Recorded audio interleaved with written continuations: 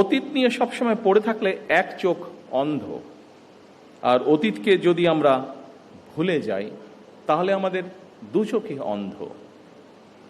সুতরাং আমরা যেমন অতীতকে একদম ভুলে যাব না, ভুলে যাওয়া চলবে না, ঠিক একইভাবে অতীতেও আমরা দেখেছি, খুব বেশি দিন না, নিকট অতীতেও আমরা দেখেছি যে অতীত নিয়ে এত বেশি চর্চা হয়েছে যেটা আমাদের সামনে যে সমৃদ্ধ ভবিষ্যৎ আছে সেই ভবিষ্যৎকে বাধাগ্রস্ত করেছে।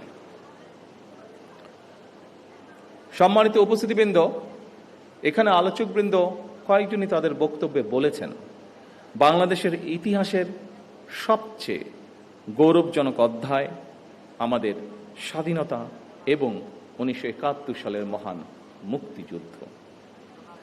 বাংলাদেশের জন্মযুদ্ধের এই গৌরবজনক ইতিহাস নিয়ে আপনারা যারা আজকে মঞ্চে উপস্থিত যারা আলোচনা করেছেন তাদের মধ্যে বেশ কয়েকজন উপস্থিত আছেন যারা সরাসরি মুক্তিযুদ্ধে অংশগ্রহণ করেছিলেন।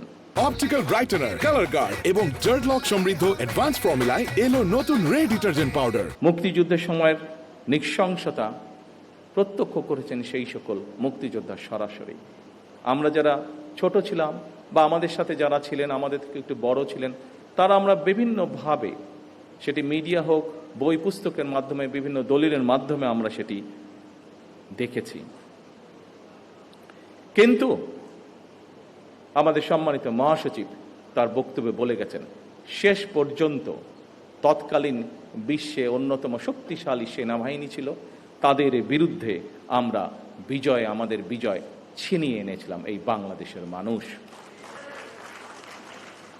সুতরাং প্রজন্ম ধরে স্বাধীনতা এবং মুক্তিযুদ্ধের যে গৌরব গাথা তা নিয়ে আলোচনা হবে, গবেষণা চলবে এবং এটাই স্বাভাবিক ব্যাপার।